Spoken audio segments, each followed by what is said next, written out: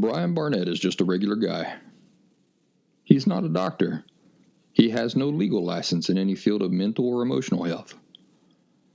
Brian Barnett merely shares the insights he's gained from his personal experiences for anybody who may choose to use such information as he or she personally chooses, while accepting full responsibility for his or her own individual thoughts, feelings, behaviors, and actions.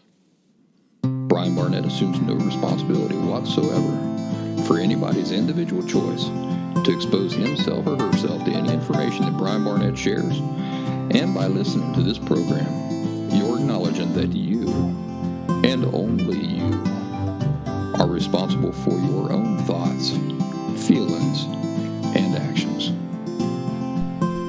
Happy Thursday, everybody. Welcome back to The Last Symptom. I'm Brian Barnett, the creator and host of The Last Symptom. I got something kind of special for you and all to listen to here for the next couple of weeks. Yeah, that's right. We're going to split this up into a two or maybe even a three-part series of this show, because I have current students of the Last Symptom Fundamentals pre-recorded course with me, and I got to interview everybody, and so that everybody gets their time to shine. And we just discussed so many good things, and I don't want to leave anything out. So what I'm going to do is I'm going to let you hear from them. They're talking about the experience with the Last Symptom Fundamentals course specifically, but we also get into lots of other good things. And so that's what you're going to get to hear. It's not going to be a lot of me. It's going to be more of them, which I think is going to be a nice break for you folks who are tired of listening to my mouth all the time. Before we get into that interview portion of today's show, let me tell you about thelastsymptom.com. That's my website full of free resources. Please go take advantage of those free resources. I also have paid resources there, but you want to take advantage of the free resources first, right? You want to make sure that, that I'm somebody you want to listen to. Once you've done that, if you'd like to support my work with a donation, you can do that right there from thelastsymptom.com, and it supports my overall body of work. I want to thank those of you who have taken advantage of that opportunity. It really means a lot to me, and this show and the next few shows are dedicated to you. Of course, this whole episode is focused on the newest paid service that I offer, which is called the Last Symptom Fundamentals pre-recorded course, and it's a 2-week intensive program meant to help you form a solid foundation of insights and aha moments that you can continue building upon and layering upon yourself for a long time to come. It can change your life. And I'm not being dramatic when I say that. So you're going to hear these folks talking about it, and this will give you an idea about whether or not you or somebody you care about might truly benefit themselves from this newest offering that I've made available, the Last Symptom Fundamentals pre-recorded course. Trying to think if there's anything else I need to tell you before I just introduce everybody and start getting them in. I don't introduce anybody. That's one thing I need to tell you. It was a real casual conversation. I kind of wanted to keep it like that. So just keep in mind that you're going to be hearing lots of different people talking, kind of very informally, among friends. One other thing I'd like to say is that once upon a time, back in the second season, I interviewed somebody named Shamala. You might remember her. If you've ever wanted a follow-up, you hear me interview different individuals and you don't really find out whatever happened to them. Well, this is your chance. Shamala is featured very heavily in today's portion of the show. So you're going to get to catch up with her and hear how her life is doing. Another thing is that I don't know if it's in this segment or if it'll be in the following week's segment, but you get to hear from Tracy Stopler, the author that I mentioned in the show a while back, and she is just a delight. And none of this, by the way, is to undermine any of the contributions of the other participants, because every single person has so many wonderful insights to share and so many intimate aspects about their situations, their lives, the things they've dealt with or are dealing with, obstacles they're trying to overcome. I know that this is just going to be really a great, wonderful thing for those of you who choose to listen to this show and take advantage of this very special series of episodes of the Last Symptom podcast. So I'm glad to have you here. I won't be checking back in at the end. I'm just going to let the interviews play out. I'll see you next week, same place, same time, to continue these interviews that you'll be listening to today, in part. Okay? So as the weekend comes, I hope you do something nice for yourself, and I'll see you around. Enjoy hearing from these folks this week, probably to be continued next week, and possibly even for a third week, because I have just tons of material recorded from our conversations together. You're gonna love it. So sit back, relax, enjoy the show. I'm sorry, Shamala. Go ahead again. As I say, I've gone through this recorded course 3 times. And for me, each time I've gone through, I'm picking up more information that's helping me to identify how and where my thinking is off. But also I want to say that I'm incredibly privileged to be witnessing in real time, as I've said lots of times, to see my grandchildren actually developing emotionally, healthfully. And for me, that's not only breaking the cycle of my family, that distorted thinking, that whole pattern, but it's proof positive that I've got to say that Brian Barnett is right about the cause of emotional disorders. For me, what I'd say about the course is I felt naked, stripped bare, I'd say. So many things that I'd believed were actually false. I didn't know who I was anymore, I suppose, but I suppose that's false as well, because I never really had known who I was. But for me, breaking down my old belief systems has kind of taught me that those beliefs were learned.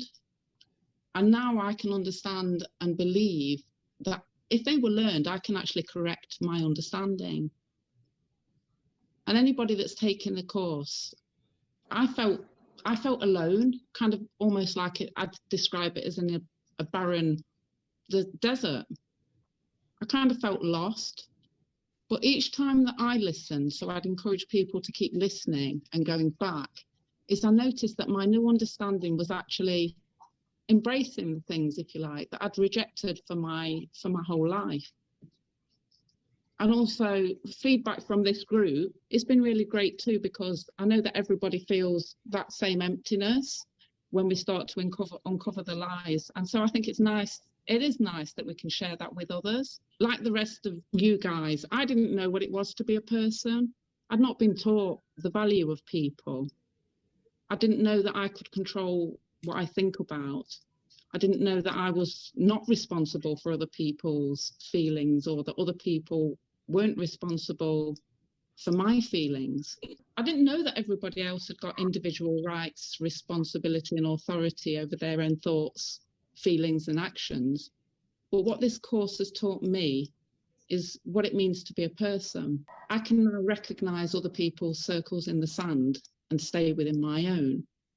I can't control other people. I don't want to. I've got no control over anybody else, just myself. And when I look at it, there's a hell of a lot of work that I need to actually do. And I'm gradually able to turn deeper inward and learning more about myself. And I'd also encourage you to anybody to read the book recommendations, especially Men Are From Mars and Women From Venus, because it's really helped me understand other people's approach to problems, not just with my partner, but just to deal with other people. And so I've dumped a hell of a lot of shame and started to really believe in my own inherent worth. And so I'm taking charge of my bus. So what I'd say for me is it's exciting times ahead. And what else can I say? Let me tell everybody a little about your and my relationship. We've been married for 15 years. No, I'm kidding. No, I started talking to Shamala, you said 18 months ago. It was a couple summers ago. It was probably just over a year ago I actually spoke to you. I started following you about 18 months ago, and you did actually mention me in one of your podcasts. And it was when you said that you thought at first, the first conversation that we had was, oh my God, this person is hard work. But it was when you'd stopped, it was when it was stop complicating things, Shamala, because I was so cryptic. Everything that you were saying to me, I don't know, because it's like these escape rooms, and I was looking for clues, and everything had to be cryptic. Yeah, you were kind of all over the place, and I remember ending that first phone call, and I was trying to put a finger on the best thing I could tell you for you to take away with, and that was what I told you. I said, simplify. When it gets too complicated, and you're going this way and you're going that way, simplify. And I thought, well, we'll see. I remember you kept saying to me, what did I say to you? And I said this. She said, no, I didn't say that.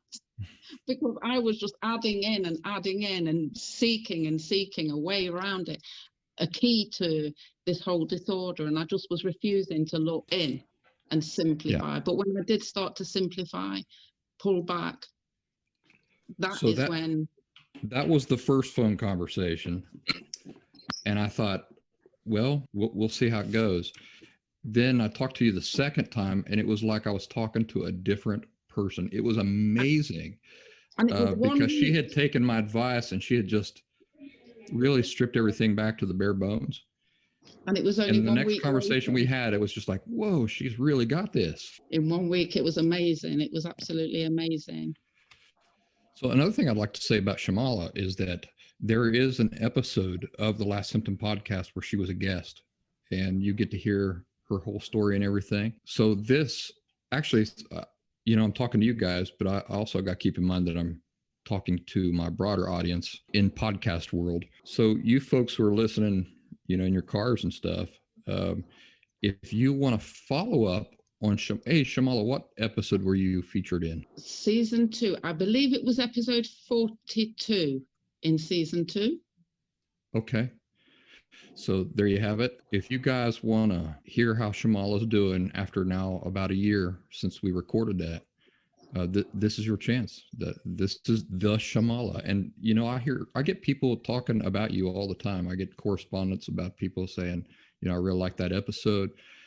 And another thing I'd like to mention is that Shamala has started her own podcast. Also, another update is from the last podcast is that I unsupervisedly, is that a correct word, babysit for both of my grandchildren, which is what I've been desperate for, and I'm now able to do it. So it's wonderful. My life is just moving in a direction that I never thought possible. I think when we did the interview on the show, you had just been offered the opportunity to babysit your grandchildren. Yeah, but it'd been retracted. She'd offered it, thought about it, and thought, I'm not ready for this. But then it started when they did feel comfortable letting me do it. So it's all just moved so wonderfully. Hey, do you want to tell people what the newest challenge in your life looks like it's going to be? Right. Well, I've been disappointed actually, because I received notification, because what it is I've been we've invited my husband's two sons over to visit the UK. They're in the Dominican, right? They're in the Dominican Republic. Mm-hmm. But I received notification that the visa had been refused, and so I was disappointed. But I first went into borderline personality disorder for probably 5 seconds, but 5 seconds causes a lot of problems. I thought to myself, oh my God, how am I going to tell my husband? How am I going to tell these guys? Everything, it was all my fault, and I was taking it until I stepped back within 5 seconds and said, this is the reality of the situation. Okay, it's disappointing. You'll pass the message on. This is how it is. And then we will relook at it. And you know something, after re-looking at it, the only problem is consent. Let me give some context, because I'm thinking about listeners who they got no context. Yeah, probably. It's you and your husband living in, we'll just say England, right?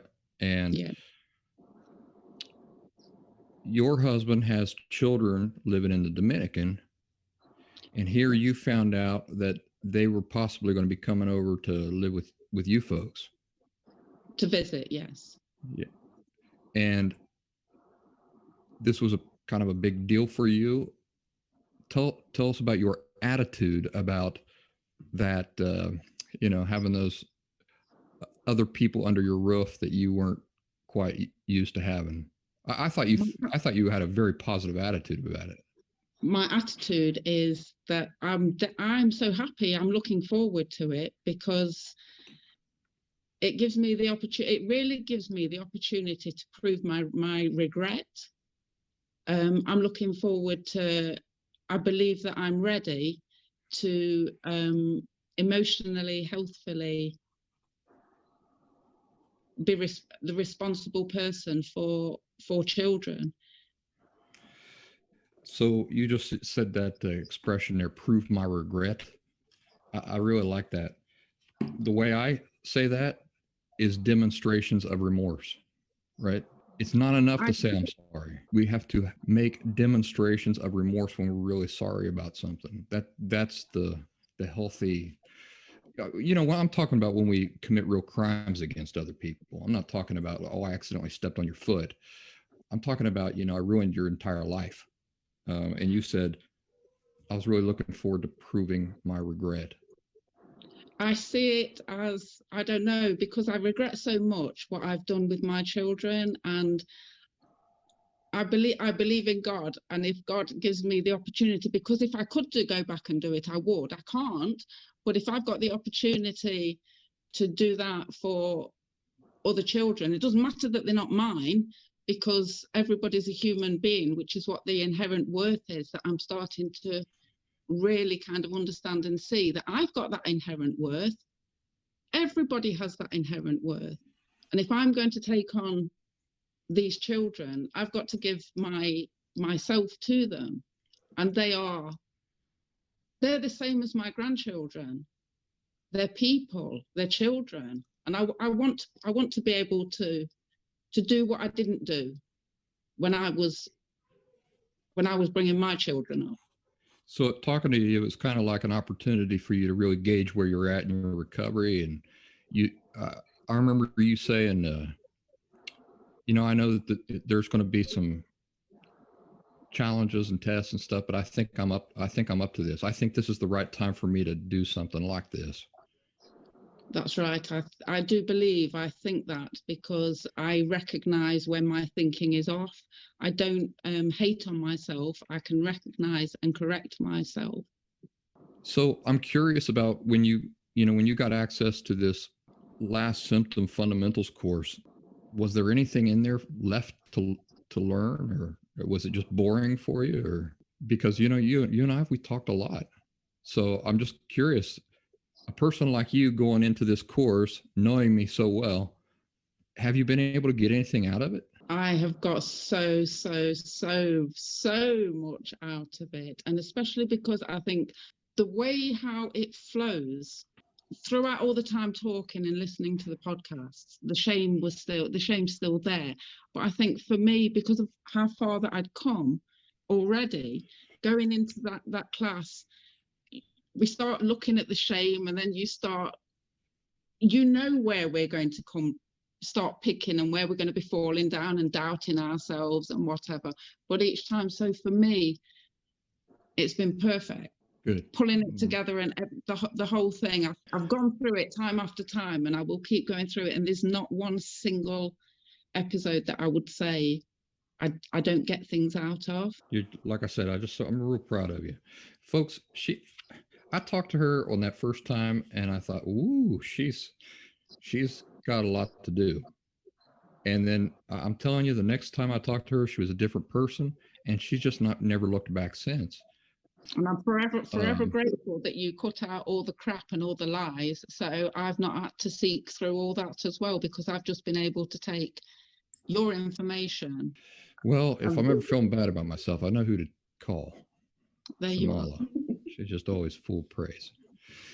Let's move on, Shamala. Let's hear from some other people. I know I'd like to hear from, I'll tell you, I'd like to hear from Narupa, Eve, and Brad, because you folks are the ones I know the least about. My name is Brad Hipp. I'm in Kansas City, Kansas. And it's so funny when you just said Shamala started her own podcast. I was like, oh my gosh, I know who she is. Because I actually listened to her podcast first. And then she in the first podcast talked about you. And then I jumped to you. There you go, Shamala. Look at that. So that blew my mind. So if you saw me looking away, I was looking at my phone really quickly to see, is that who it was? Okay. I have a dog coming to say hi because the dog thinks I'm talking to him. Sorry for the weird angle. I've got my camera on this laptop's in a weird place. But no, you look great. You look as beautiful as Shamala. And and I forgot to put on my makeup, so I apologize. That's hard. So I let's see. This whole thing has just blown my mind. In 2011 or 12 is when I was first diagnosed with BPD, and it felt like a death sentence. I went immediately into therapy after about 72 hours of just anger. And so I was in Alcoholics Anonymous. I've been sober for quite some time, and it's been a struggle. And so I went through a lot of therapy. I got on some medications to help with symptoms. So I went through therapy with a individual here in Kansas City that specifically deals with borderline personality disorder, and he's been an immense help to me. And I eventually, through, if you guys read my lengthy story, I got into marriages. I did. And, I'll tell you, I was really impressed by that because, that's exactly what I want. And what I'm encouraging at the beginning of that course. Mm-hmm. I want people who are taking the course to do exactly what you did. Just go in there and just pour it all out. So kudos to you, man. That was good stuff. Well, thank you. It's kind of comes from AA, I think, more than anything else, as I've told my story so many times over the years. Every year I celebrate sobriety. So I ended up having about a 5-year period where I was single predominantly. I'm dated here and there, but not a lot. And, what I realize now in hindsight is I was going through therapy and I really no longer met 5 of the 9 criteria. And so I felt like, borderline was behind me. And honestly, I kind of wanted it to be behind me because I really felt like it would affect my ability to be in relationships. And in my story, as I laid out, I was in a relationship up until late June, early July of this year, and went through some really big struggles until about right before Thanksgiving. And what I found is I had an epiphany on a Friday evening, and it was like, oh my gosh, is what all has happened here the symptoms of borderline? And so I really dug in, read a few books that weekend, just did a lot of research on the internet. And that's when I realized, I meet all the requirements, if you want to call it that, the symptoms. And, that's when I came across your blog, and not your blog, but a lot of your articles, and they really hit home. And I think I talked about, when I listened to the black and white thinking. Here's what I realized. I didn't fully understand all of the symptoms. Black and white thinking, I had one perspective, but that podcast you had on black and white thinking, I broke down. I haven't cried like that in 20 years because I'd never heard about splitting. And I realized, that just explained every relationship I've ever had pretty much. And it was somewhat devastating. And it made me realize what an effect this has had on my whole life. And, it was just eye-opening. And Brian, kudos to you because you really described the symptoms and everything in a totally different way than any of doctors have ever described to me. And it just really helped me relate to my condition and what I'm working on. And I believe you're exactly correct. this whole amygdala, bigger amygdala and all the other crap they tell you is just not true in my opinion. And I look back. It's misdirection. It's overcomplicating what is not complicated. There might be something going on in the amygdala,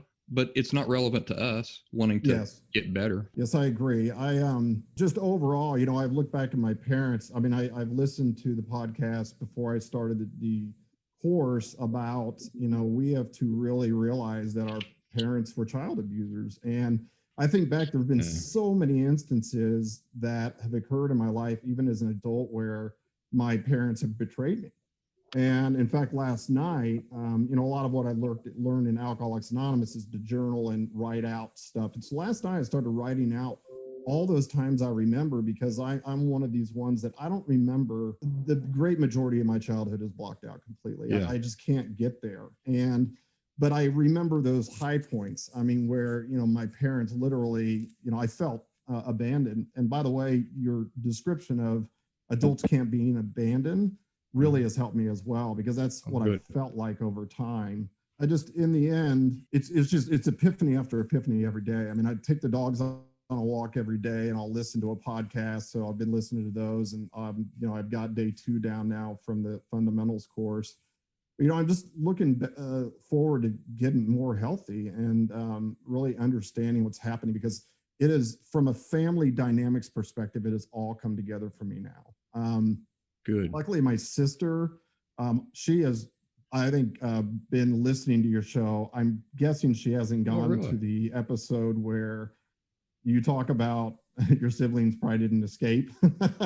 So, and I imagine she'll run across that, and I'll get a call as soon as she hits that. But I didn't tell her about it. But luckily, a long time ago when I was first diagnosed, my mom did begin to describe to me some of what happened at 0 to 3 years old. That, she at least provided me some of that reality. Yeah. My parents are kind of ignoring me now. I told my father what has happened, everything that I described in my biography I put online, but he's even stepped back somewhat, because I think they're pretty freaked out. And then, of course, I later listened to your podcast about, do you even approach them? And it was too late. But in the end, I'm just looking forward to it. I'm really starting to review my thoughts a lot more, because a lot of this, I can't just, we talk about our perceptions and attitudes, and I can't hear that stuff. It's more of this feeling. And it's so hard for me to describe to people, but I just get this feeling. And I've always had that feeling, and I've always known, I don't know if this is normal. I don't know if other people feel this way. And it's really helped me put a voice to that, if that makes sense. Just been extremely helpful. So, so far, like I said, not deep into the course yet, but, everything you say makes sense. It's logical. It's simple. Unfortunately, overall, it's complex, because, what needs to be done to unwind all this is fairly complex. Like you've said, I've really, today listening to, I really appreciated how you talk about, you don't need to remember all that old stuff. It's more, look at the attitudes that you do remember, and that helps reinforce what happened in the beginning. Right. And you say that, whatever they were dealing with me, let's say that we're talking about late parents, they're passed. Yeah. You say, well, I just got to remember some times at Thanksgiving or whatever. And I'll tell you, not to jump in on your no, you're cool. history here, Brad, but this might be helpful to you. I can't remember if I explained this in the course or I've done it in a class, but so my ex-wife, we were driving back from Thanksgiving one time. This is before I even knew anything about psychology or emotional health or anything like that. And we were driving back from Thanksgiving, and she said, "Man, your dad, there is really something wrong with you, that man." And I said, "What are you talking about?" She says, "Don't you notice that he can never give a compliment without taking it back?" And I said, "What are you talking about?" "Well, so for example," he says, "we sat down to have turkey, and he sits down, he looks at this spread that your mother has been working on for 12 hours. And he goes, 'Wow, Loretta, this looks really nice.' And then there's a small beat, and he goes, 'I can't believe you didn't burn anything.' Ha ha ha ha." Oh, wow. And I said, "Oh, come on, he's just joking. That's charm. My dad's charming. That's humor. I can't believe that would upset you." She's like, No. That is not humor. He's not comfortable giving a compliment. He has to take it back. He can't have anybody else lift it up. It's got to be for him. So he turns it into what seems like a joke, and now it lifts him up. I said, man, you're really complicating what is just humor. So I totally dismissed it until I went through my own recovery. And then her words, that conversation popped back up into my head. She's right. He cannot compliment anybody. Now, he can compliment strangers, but he can't compliment anybody in his family without taking it back so that it reflects as charming, or, it lifts him up. So another example was, every time I was a kid, people would come up and they'd say, man, Terry, your kids are so well behaved. And he'd say, yeah, they are. When they're asleep, ha, ha, ha. And it's the same thing. It's a compliment. And then he can't let it stand on its own. He's got to take it back. So we're talking about some really subtle things. Never in a million years would I have caught that on my own. My ex-wife had to first recognize that that was not right. She tried to communicate it to me. But, as you've heard me say, until our eyes are open to something, we just can't even comprehend it. And plus, I was in denial. Lots of things were going on. But that's the type of process we're going through. There's a lot of things that we just can't see. And maybe the timing's not right. Even when, I'm explaining some things to you, Brad, in the podcast, or you and I have never talked, but, let's say that we do talk. Maybe I'll try to get through to you with something, and maybe the timing is just not right. Maybe you have to learn some other things first, and then you'll remember what I said, or you'll remember what you read in a book, or, it's not just me. So that's just the real nature of the thing. I think I had to really hit bottom and really accept my condition, if you want to, that I have an emotional disorder, to really begin to dig in and say, okay, pick yourself up, dust off your pants, and begin to figure out, all right, what do I do from here? And I feel very motivated. And you don't know, in my childhood, I didn't know what I was experiencing was not normal, until I've shared a few things with people and they look at me like, that is insane. I mean, that does not happen in families. And, you don't know it because you live in it. You just don't know until you experience someone else's life. And, that's really been helpful for me, just to have people acknowledge that what I've experienced was not normal, was not traditional, if you want to use that term. So, I'm looking, I'm looking forward to the course. I don't want it to take forever. I want everything now. So that's going to be the hard part. But I also know that from being in Alcoholics Anonymous and all the issues I've worked through in that scenario, that it does take time, but there is a gradual improvement, and I'm looking forward to that. And I already see an improvement just in the last, every day I almost see an improvement, because I'm beginning to see my own perceptions and how they are perspectives, how they are inaccurate in many situations. So, I'm grateful to be here. And like I said, it's kind of wild to have two people I've heard on podcasts and be on this video call. So that's just kind of a trip. But I really am grateful to be here. And it's been so helpful to be on the site and just have other people who've experienced this, because friends of mine just don't. They just fully can't understand. And over the years, they've all said, you're not BPD. You're a great guy. You're so helpful to everybody, blah, blah, blah. I said, yeah, you need to be in really close proximity with me. And that's when it starts coming out. So. Live with me for 3 weeks. Yeah, exactly. And then you may kind of go, maybe we need to work on something. So, so that's all I've got, I think. Can I ask you a few questions? Absolutely. All right. So you said you're on day 2 of the course. Yes. You also said that throughout your life, you've been through some other programs.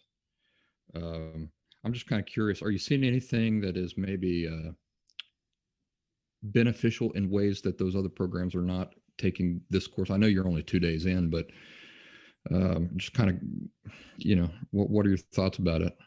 It's important to really understand the source. You used in one of your podcasts a description, which I really like. Oh, no, you know what I really love is the faucet and the hose. I explained that to my sponsor the other day, and he was like, man, that is a great metaphor. And I was like, yeah, I know. It's pretty incredible. Or you've also described the roots. We got to go work on the roots.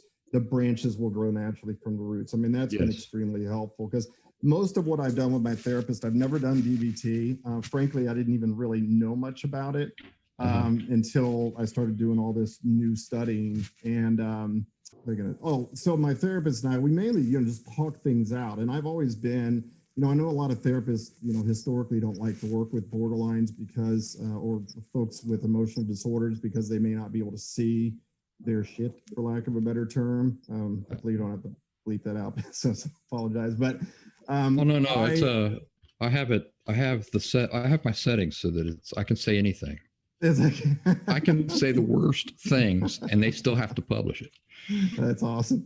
So but it was mainly talk therapy, and it was, I've always been very open to everything he has said about behaviors, and just, he's just been very good about looking at situations and understanding them, understanding my behaviors or my responses, my symptoms, whatever that might be. And I've always been very open to hearing him and making the necessary corrective behaviors. But I mean, overall, understanding where it came from, the course has given me a lot of hope, because if I just Google BPD and you look at the first 5 articles that come up, or first 5 links, it is not always the most, it's not very encouraging. But understanding that there is a way out. Also, the way you describe things, I think the words you've chosen, I can't imagine, honestly, how you over 7 years figured all that out. That still blows my mind, because I don't think I could have ever, I could in that period of time, or really ever sort through it the way you have. So the way you describe things and explain them in layman's terms has been extremely helpful as well. As I said, I thought I understood the 9 standard symptoms we typically demonstrate, when in reality, I probably understood 3 of them well. And just all the descriptions you've given has really helped me just to really accept it and then move on. And I think one of the most important things you mentioned in one of the podcasts is acceptance is really the first step. And that was really helpful as well. Mm-hmm. So does that answer your question? Yeah, it does. Okay. And it actually, it's prompted some other questions. Oh, darn it. Good question. So. Yeah. You're a masculine guy. When you first joined the group, I first started getting familiar with you, just kind of, mm-hmm.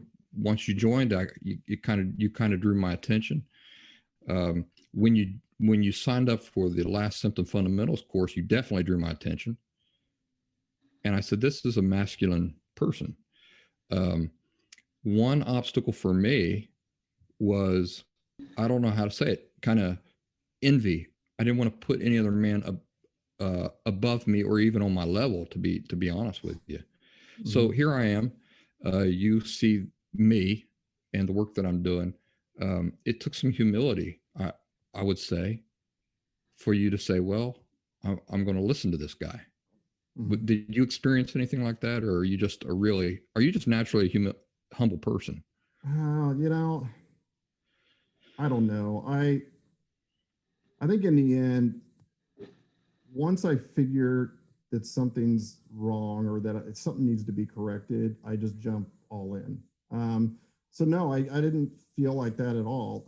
I know that this tends to be a diagnosis that is a large percentage of females tend to be and less percentage of males. I believe that's correct from my understanding.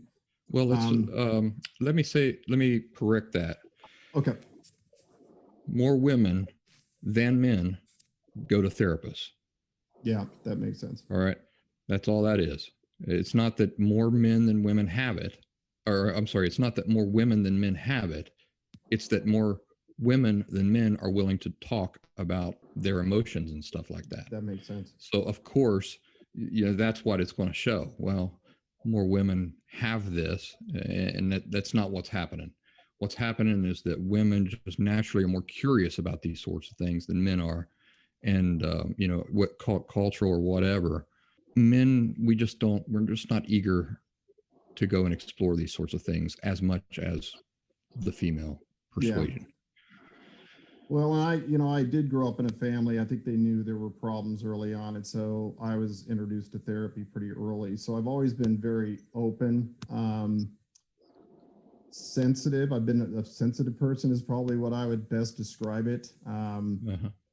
And I mean, in the end, I just wanted to grasp on and start going to work. So no, I didn't really feel that way at all. Okay. I mean, I just know I want to get better. You describe in one of your articles about the torment. I don't know I don't recall you using that word, but you described what we go through. And it was such an excellent description because it was exactly how I felt my whole life. And it's relieving to hear someone else validate what my experience has been thus far. And it helps me realize that I've, beyond my alcoholism, that, there's other stuff to work on. So hopefully that answers the question. Well, brother, you're on the right path because it's just insights. And, those insights come from having access to accurate information. You're getting that. You're saying you're having like epiphanies all the time. Mm-hmm. You're on your way. Yeah. It really is then just a matter of time. If you keep doing what you're doing, really, it's really just a matter of understanding exactly what's going on, because then you're not a puppet anymore. Yeah. Right. Nowadays, when I start to get angry or I start to get sad or whatever I start to get, I look at what's underneath all that. Yeah. And suddenly I'm just powerful because I don't. Mm-hmm. I'll tell you, if it weren't for the fact that I hate being manipulated, I mean, I hate politicians. I hate buying a new car because those people aren't talking. Their smiles are not real. I don't like being manipulated. Yeah. And once I realized that there was some kind of coding that had been placed into me that was manipulating me for my entire life, I said, oh, no, you don't. I don't care what it takes. I'm going to undo this because I want my free will. I don't like to feel manipulated. And that's really what's happening. Okay, so one last thing here. I wanted to talk about immediate benefits. So you said that you're having all these epiphanies and you're seeing immediate benefits. That also happened to me. So you're not alone in that. Abby says that she's read that many men end up undiagnosed in prison with BPD. That's interesting. Yeah. Well, that would go along with what I said about, those type of men surely are not walking around writing poems about roses and talking about their feelings. So immediate benefits. Every epiphany you have brings immediate benefits because you can't get it out of your head. Mm-hmm. You approach a life situation where normally you just go into autopilot, and you can't go into autopilot anymore. But you realize, or you're seeing it with this new understanding about the world that really your eyes have just never been opened to before. Mm-hmm. And then you have gradual benefits. And this is where the 7 years comes in. And by the way, it took me 7 years. The reason I do this work is so that it doesn't have to take you 7 years. It could be done in 3, I think. Mm-hmm. I don't think that's outrageous. But there is a gradual part of this. So you will be experiencing immediate benefits. You'll also experience ongoing and immediate failures.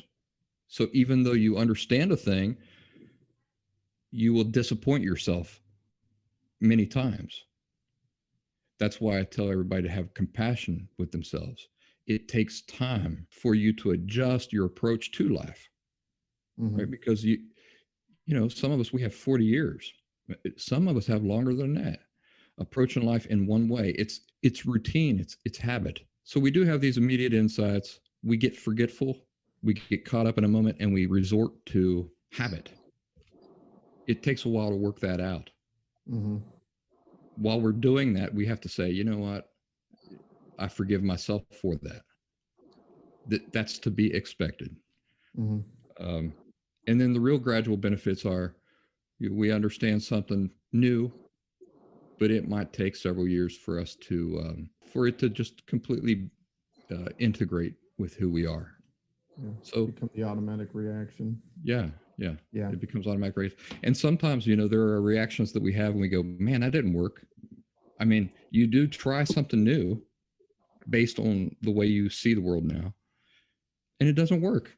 And you go, okay, I'm going to retool that a little bit, recalibrate that. I'll have another opportunity. I'm going to forgive myself.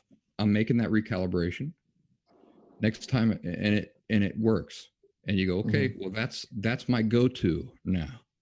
That's my go-to reaction or my go-to perspective of this aspect of life. Tracy, I wanted to say hello and welcome. Saw you trying to get on a few times on your phone. Thank you, Brian. I actually had a family emergency, so I did come on, and then I had to come off. But for everyone that I did listen to share, first I want to thank you for being so authentic, and you're teaching me to do the same thing, because I know that's all part of healing.